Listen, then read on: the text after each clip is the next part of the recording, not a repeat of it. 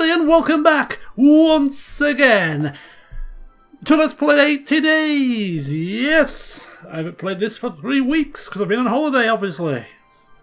I haven't been around the world in 80 days. I've been around the Caribbean in 2 weeks. But here we are, as we left off last time. We were in Brisbane, day 52. So 28 days to go. Can we make it back to London in 28 days? Time will tell. Anyway, here we are in Brisbane. And we could depart, we could head to the market. See if we could sell some bits. I have no idea what we can sell, what we can't sell. I think everything we have is pretty much not sellable. This is nothing more than 3 cases full of accessories. Valuable accessories. So in that case, a didgeridoo could be sold in Acapulco, and harmonica is a valuable in Panama City, San Pedro and Port-au-Prince. And that's part of the jungle set. We've got enough cash. I think 14 grand should get us back to London, so I'm not going to be overly concerned with right. Now apparently we're going to Lima, which is in Peru, South America. Whereas we want to really be a bit more further north. So we don't know any routes from Brisbane to there, so we're going to go to Auckland. We're going to have to pick up the hot air balloon at 1 o'clock tomorrow. It's going to take 3 cases. It's going to take 46 health. He doesn't have 46 health. Is that going to kill him? Maybe. We will be travelling by hot air balloon, and we do have access to the such and such a set, which reduces that deficit. I mean, if we go around to Lima, I think it's only 22. I don't want to go to South America. I wanted to go to the Caribbean. What if I could go to Panama and then sort of just stop off in Jamaica along the way? I don't know. Got a bit of time yet. Got a bit of time to mull this over. It's going to cost us £1,000 to get across to there. I don't think it's worth going to Auckland. I really don't. It's far more treacherous. It's probably slow in a hot air balloon. It's half the price, and we're not even going half the distance. So all in all, I think we're going to have to leave it and go to South America. Against my wishes, no less. Right, we'll rest up in the hotel, get Mr Fogg some more rest and recuperation, passing the night at the Moreton Bay. And we're going to aid him. He needs assistance. So I went in search of a doctor. He took my master's blood pressure and checked his tongue. A mild fever, I would say. 3 days to recover. 3 days to recover full strength? It's too long. But he's teetering on the edge. I'm going to chance it. I'm going to chance it. And he appreciated it. And he's recovered. Back to full health. Maybe not quite with a spring in his step, but a marked improvement. Right, 3 days gone after our time underwater. No time to waste. We're going to go now. I wonder if we go to Pitcairn Island, we might pick up a new route. I wanted to go to Hawaii, Honolulu. Why is there no routes to Honolulu? Why can't we explore this town? Have we already explored? We must have done. Right, okay. I'm going to take the decision to go to Lima and see if somehow we can make our way to the Caribbean. Would be nice, just to pass through, just very quickly. Just want to visit Jamaica. Okay, we're going to hire extra space for the luggage. We're going to have an extra bit of health for the pocket altimeter, and we're going to go aboard the Cataquill. Right, Mr Fogg caught the eye of 2 unlikely companions as we boarded the airship Cataquill. A severely plaited pioneer woman with a pistol strapped beneath her dun jacket, and a tall Peruvian wearing an elegant Spanish-style evening gown matched with scarlet gloves. Were they planning some... Okay. 2 women on the defensive? I don't think so. Had they conceived a tendre for my master? Would I, Passepartout, have to guard his virtue? Their heads bent together, conspiratorially. A handsome enough man, yes, but not as dashing as myself. So perhaps I had been tailing his trousers too tightly, for the lady's eyes lingered with unseemly interest upon his seat. Then again, perhaps they merely appreciated a well-stitched inseam. The elegant Spaniard caught my gaze and gave me a little challenging wave. On guard, it seemed to say. I realised our journey would not be a restful one. Just what you need when you're flying from Brisbane all the way to South America. To be constantly on your guard. Right, latest news. Submariner dies during surgery. Doctor blames complications. Oh dear. That's not one of the submariners that went under with us, was it? Oh dear, oh dear, oh dear. That could have been us. That could have been us. The airship was comfortable and had several cabins, as well as a well-appointed restaurant and even a small ballroom for dancing. I was most impressed and took advantage of all of the comforts. I had time to enjoy fine cognac whilst looking out over the waves.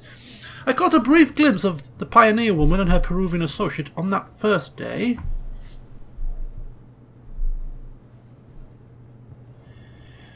And wondered again at their purpose. For they hardly looked like the sort to travel without one.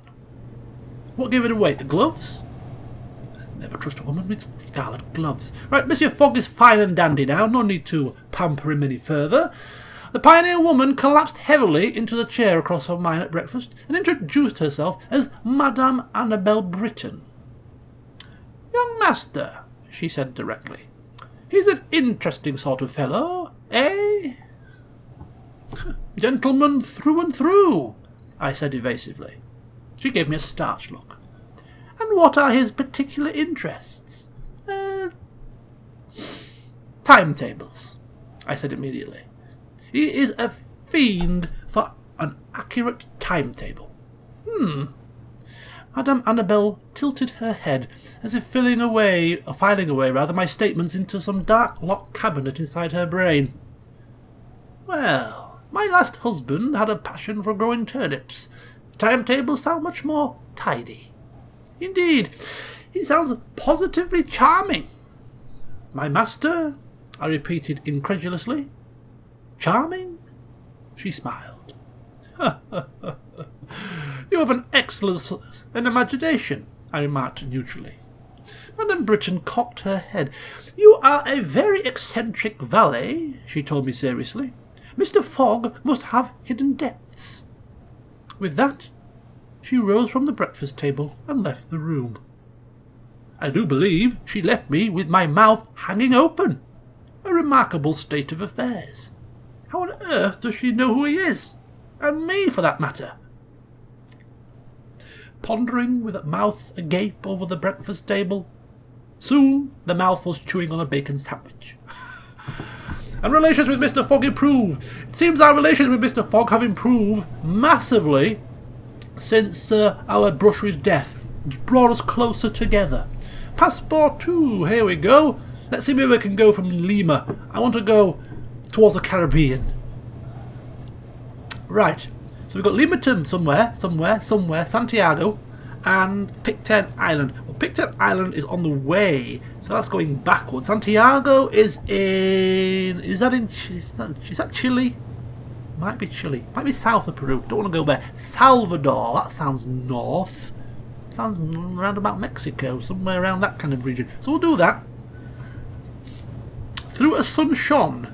So what about Lima to Asuncion then? Pride of the South. Let's play some cards to get some more information. How about from Salvador to Rio de Janeiro's in Brazil? That's in Argentina. On the maps? I don't know. What's further north? I don't know. Brazil is like east. It is the capital of Brazil. It's a nice place, I suppose. And go to Argentina as well, just in case, you know. Right, here we go. Lima. Now, did I get my geography completely wrong? A sun shone is south. Belém. Salvador is all the way over there. That is definitely not north. Okay, so we're getting no closer to the Caribbean. As we passed within sight of Auckland and New Zealand, the chair across from me was once more occupied by an uninvited personage, to wit, the elegant Peruvian. And now I'm not even going to do a South American accent. Marisol Esteban Carlos, she announced. You are charmed, I am sure. So you are, yes, the gloves, you see. Never trust a woman with gloves. You are the velvet glove, following the iron hand. I submit as surely as the French people did to Napoleon. Oh, that's it. Okay, getting confused. Madame Esteban Carlos muttered a curse. Annabelle is a quick worker, I see. Did she mention her husband was eaten by a bear? Her voice turned warmly fond. How wonderfully that dear girl lies. An unlikely pair, I remarked. Are we? She arched a dark eyebrow. I've always thought us suited very well. But what of your friendship? I implored. Do not risk it in pursuit of the same gentleman. Faugh, she replied dismissively. Annabelle and I are ladies, not spitting cats. We will behave with graciousness, whoever wins the prize. Oh dear. They're after his money, obviously. And we certainly did not like the sound of this at all. Mainly because they're not trying to woo me, fight over me. But then again, I'm just a lowly valet. She leant in closely. Will you not give me some advantage to offset Annabelle's intelligence gathering? Here's a sweet tooth. I lied, feeling only a twinge of conscience when she favoured me with a slow smile. I can be very sweet, she laughed darkly, when the occasion demands. Man, I felt a wave of pity for my poor unsuspecting master. It was bound to be a bloodbath. As we settled down for the night, Mr Fogg remarked, We have gained ourselves a day, Passepartout. We have crossed the date line. My master was, of course, correct. We had reached the point directly opposite Greenwich, where the hours we had lost in travelling around the earth were added back. A whole extra day. Marvellous. To offset against our time when Mr Fogg was laid up recuperating. Today was quiet. Suspiciously so. I grew rather nervous and agitated, waiting for the lady's first move, and Monsieur Fogg cast me several wary looks. Are you, he asked, as though it pained him, up to something, Passepartout? Up to something? No, monsieur, I replied honestly, for it was not I who had designs upon his person. I am indeed up to nothing. Nothing at all. Strangely, Monsieur Fogg told me he would dress himself for dinner, and insisted I retire to my rooms for a short rest, as he put it. I have sent my poor gentleman lamb unchaperoned into the lion's den. I fear he will be gentleman mutton by morning. I'm sure he can handle himself, Passepartout. Worry not and enjoy your day off, right, or evening off. Conversation with Marisol. We need to get to the Caribbean. Okay. Macapicu, where's that? Okay, we can't get there. Do you think your master very fashionable? Of course he is. Indeed, I dress him myself. Of course he's fashionable. Then I applaud your attention to detail. Do you now? Panama! That's north. That's on the borders. Yes, Caracas is is that Maracas? Freetown? That sounds Caribbean. Caracas. Where's, I know where Caracas is. Where's Caracas? It's near Mexico, isn't it? Dakar. Bogota. No, that's south. Bogota. I've tried to fit. This is where geography helps. I'm not very good with the South American geography. That could be Freetown, Bogota, Caracas. Go on then. Caracas, Panama City. Goodbye. Panama City is right on the cusp. The Panama Canal is one of the cruises I really would like to do. So yes, we can go from Lima to Panama. It's a bit of a roundabout way to go to London, but takes us nicely towards the Caribbean. I just want to pass through. Just want to quickly pass through. That's where I was on my holiday. I did a Caribbean cruise. So yeah, just want to pass through the lovely place. Mr Fogg remained unconsumed. Madame Esteban Carlos had tried to feed him a treacle-sodden dessert with her spoon and utterly scandalised him. I quietly congratulated myself on this. Evening came. I mean, I would appreciate a treacle-sodden dessert. I mean, name in hell, Mr Fogg. Maybe he prefers yoghurt and fruit. Are you quite well? I asked. I think I have a headache, my master announced. I will take my meals in my cabin. Will you now? It amused me to see him at 6s and 7s, over a little interest paid to him at dinner. Alas, I was seized upon by the mesdames outside the kitchen. My tray was too heavy laden to mount a swift retreat. You provided me with terrible advice, Madame Esteban Carlos said, with a note of approval in her voice. Sound tactics, but never fear, I will regroup. I wish you luck on the hunt, I said cheerfully. You did not think it would be easy, did you? I think, retorted Madame Esteban Carlos with a thoughtful look, I am going to very much enjoy defeating you. I retreated from the field with as much dignity as a man balancing a plateful of boiled liver could call up, and I am now well healed. I will not be beaten by a velvet glove-wearing woman. And I really should click these a bit quicker, shouldn't I? Mr Fogg was lured out of his room by the promise of an evening musical, given by none other than Madame Esteban Carlos. I thought my master would be safe from her for the evening, for I know from experience that it is nigh on impossible to seduce a lover and play pianoforte at the same time. Indeed, it was Madame Britton who played her hand that evening. She entered the room carrying a bowl of ripe, fresh, deliciously scarlet strawberries and sat in my master's eye-line. I sat back to enjoy the evening's entertainments. Madame Esteban Carlos's playing was all but forgotten, as Madame Britton took one strawberry from the bowl and bit languorously into it, a droplet of juice chasing down her chin. She ate the strawberries with thorough, focused indelicacy all through the performance.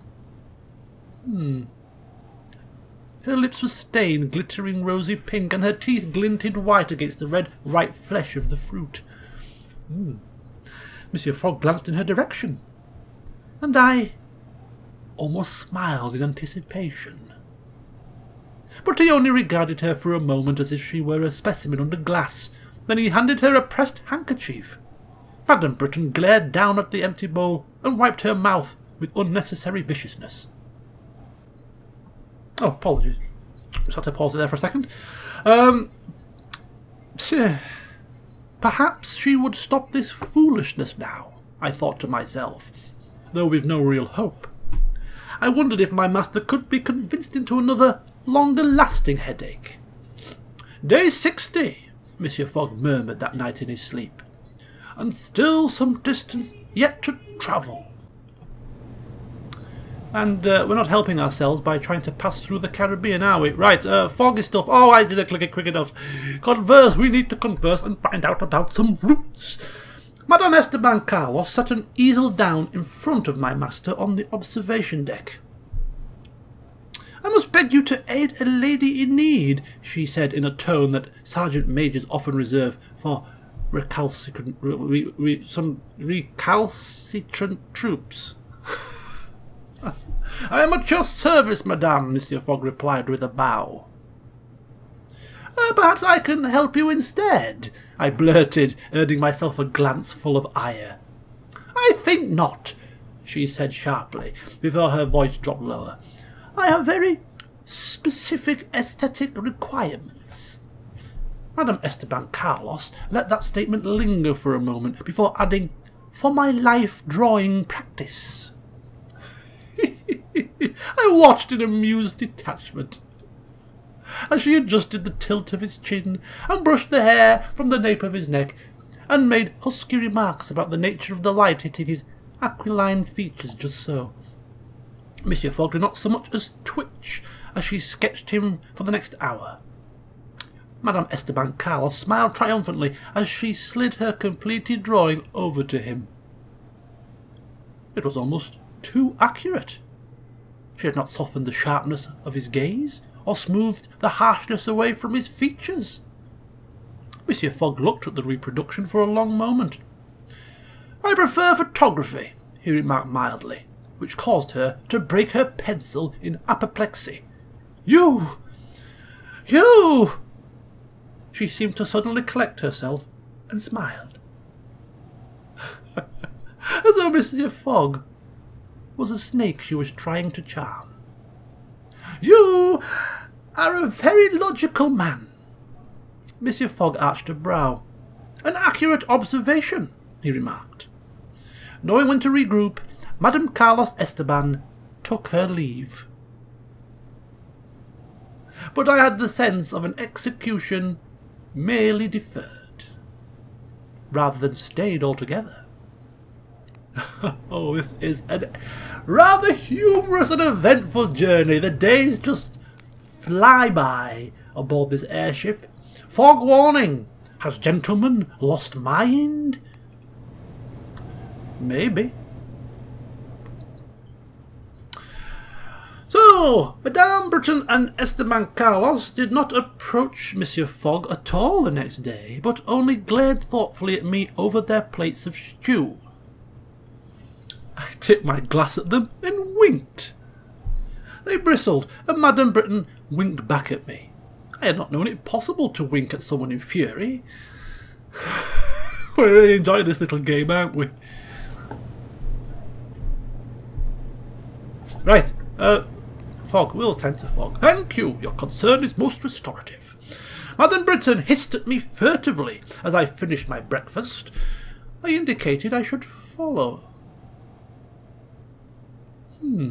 I complied, of course, merely wanting to see more entertainment and play along with this little game. My gentleman curiosity aflame, she led me into the pantry, which was empty as the crew were clearing away breakfast. You, she sighed, are proving to be a problem. You blame me for your own failings, I jeered. It is my master you cannot overcome. She glared at me.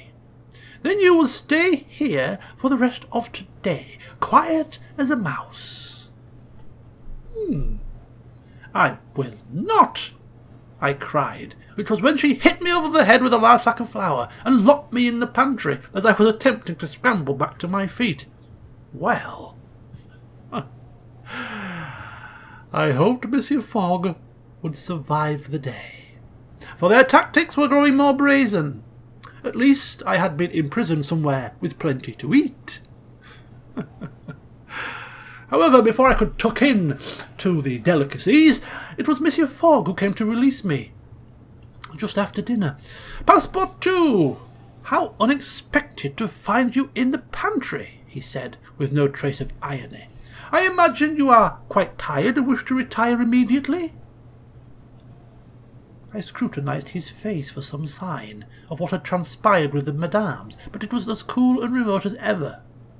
Still, we were nearly at the coast. What did happen that fateful night when we were locked in the pantry? No, I did click it that time.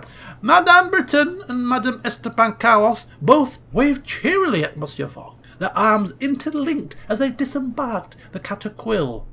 He did not glance in their direction. Was that a blush staining my master's cheeks? He caught my glance and gave me a sharp look. "I am merely being courteous, Passepartout," he said, rather defensively. "A practice I would advise you to emulate." "Tell me, how did you know to find me in the pantry?" I asked. He looked at me quite blankly. "Really, Passepartout, where else would you have been?" Had he? Surely not both. No. It was inconceivable, utterly scandalous, but they were all three smiling a curious sort of smile. Apparently my master was quite the dark horse, at least when away from familiar shores, and perhaps I need to pick up a trick or two. Every female we have encountered on this trip has ended up either knocking us over the head or merely exiting the vehicle with a smile and a wave. Two? Mr Fogg. Ding dong ding, and here we are, Lima, Peru, and we need to explore to unlock some more mysteries, unlock some more routes. Or do we not? We could have just gone straight to Panama. Time is ticking, but I can't help it. I can't help myself, you know. 13 grand is probably enough to get to where we're going. I struck up a few conversations here and there, investigating the various possibilities for how we might make progress. Quick look at the market. I mean, crackers, biscuits. Jacob's crackers. Right, sugarcane. I'm sure Freetown is in the Caribbean, you know. We should have explored that. Marrakesh and Rio de Janeiro, Caracas and Freetown. Right, we ain't got time to dither. Come on, let's get out of here. Let's get out of here, boys, and go. Shut the luggage. Let's go. Oh, we can't now. It's too late. Right, we're going to plan. Where's Freetown? What is it? Where is Freetown? If Freetown's in the Caribbean, I'm going to... Oh, Caracas is right there. I don't think Freetown is in the Caribbean, though, so we might have just... We're not going to get to pass through Las Vegas, unfortunately, but never mind. Freetown, Freetown, Freetown, Freetown. Where are you? Where's Freetown? Nassau. Oh, Nassau in the Bahamas. Aha, we were in Nassau not so long ago. Right, okay. To Panama, I think. After a rest in the hotel, of course. Day 65 and counting. We were invited to a glittering party hosted by Gibbs & Son, the leading English merchant house in Lima. They took a proprietorial interest in any newly arrived Englishmen, and bonsoir their loyal valets. Gibbs & Son made their money in guano, of course. Bird droppings, or bat droppings, as per, what's he called? Ace Ventura. Guano! Hardly a suitable subject for a genteel conversation in mixed company, and yet it was all anyone could talk of. I fell in with a group of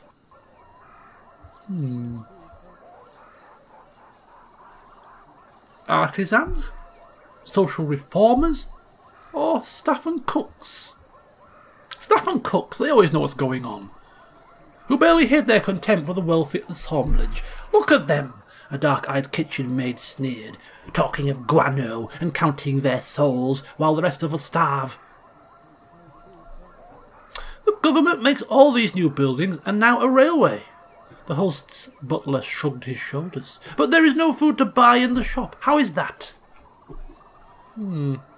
Something to do with budgets, I suggested vaguely. I do not understand it myself. Well, neither do I. He shook his head. The guano millionaires and the government don't care for the people who are starving. Well, perhaps you think they should... Should we sort of incite some uprising here? Perhaps not. Maybe they could make an agreement with your richer neighbours. Owing money is owing money, whoever you owe it to, the butler said ominously. Still, the Haitians have done well for themselves. Maybe they are a good choice. Soon after, I collected Mr Fogg and returned to our hotel, my head spinning with the political complexities of agricultural fertilizer in Peru. I'm pleased to say that I did not dream of birds or their precious nitrogen-rich excrement. Depart. En route to Panama City. There must be a way to the Caribbean from here. Off we go. 390 on gyrocopter. 2 days? Far too long. Negotiate tomorrow for 1,000 smackers. Lovely. Tomorrow at 4. Time to chill. And then in the morning we shall check out the market and then we'll be gone. We passed an anxious night with our 80-day deadline looming. 14 days to go! Shoot! We're not going to make it. As night fell, I washed and hung our linen. Spent a few hours walking around, of course, and found a remarkably energetic gentleman who had lost a monocle, which I helped to recover, and who then told me that some buyers would pay well for evening jackets from Panama City. I paid £1 for the information, and he nodded and moved away. Yes, we'll give him a bit of a boost to his coinage. Oh. I could have yeah, this is right. I'm getting confused. Right, the clock is ticking. We polish our shoes, get ready for the journey, straighten Mr Fogg's bow tie, and then we were gone. En route. We're going backwards now to Panama. Embark. High winds, no worries, we have ourselves some valet set, which means we can fly very quickly to Panama, into the Caribbean, and then from the Caribbean it should be a straight flight across the Atlantic to London, right? We still might make this. We found a Peruvian woman who was making the journey to Panama City in an unsteady looking gyrocopter. Still, once we had paid her a small fee to let us on board, I found she was most professional, going as far as changing into a uniform before taking the controls of the craft. You fly this route regularly? I asked, realising I should perhaps have ascertained that before we set off. She nodded, shouting back of the roar of the whirling blades. Remember the Peruvian gyrocopters? We learnt about them, didn't we? In our trip in, was it Paris? In that sort of big fair thing? Yeah, I'm sure it was. Sorry. At least I think that is what she said. Go, quickly. News. Fogg said to have crossed the date line, but will extra day be enough? Not really. Time is ticking and we are going to Panama and not anywhere near London. We soared through the air, looking down on the vast ocean on one hand and the endless continent stretching away on the other. I asked our pilot about routes onwards, and she shrugged. The fastest way out of this place is through Port-au-Prince, but getting there, that's something else. Where is Port-au-Prince? Is the Caribbean. It's not Jamaica, but it might have to do. The gyrocopter could not fly for several days at a time. In fact, it could barely manage several hours before it had to touch down and refuel. However, it did so using a large concave mirror and a piston of water. Whatever the effect involved was, it was extremely quick and we were airborne within the hour. Thankfully. Day 69. 10 days to go! Okay, we arrived rather abruptly, circling twice over Panama City before dropping, rather like a dog sitting down. Our pilot patted me on the shoulder as we disembarked. Enjoy the rest of your time in this part of the world, she declared. There is much here to be wondered at. And I thanked her, as she waved us on our way. We have to be quick here. 10 days! 11! We can't go onwards with no routes. We must explore, but not before heading out to the market to see if there is anything here. We don't need money. Why waste time? A sketch of Mr Fogg, drawn by Madame Esteban Carlos, no less. Well now. Right, yes, we need to explore to find onwards routes. Panama, too. All the way going backwards, that's no use to us. Oh my god. If that is the only route, we're screwed. Oh, we're screwed. We are screwed. Royally screwed. Panama City seemed a town perpetually on the edge of disaster. A great number of the inhabitants had emerged to California during the gold rush 20 years ago. There was certainly not gold in Panama. It was a nowhere town, so steeped in immigrant cultures and influences that it had no true character of its own. It felt precarious in some respects, unfinished. Of course, there was the canal. The French had bought the rights of construction from the Colombians, but quickly ceded those rights to the Haitians, after disease decimated their engineering corps.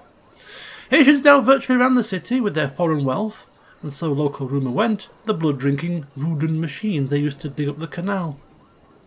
I could not help but be curious, in particular, about the Haitian sorcerers.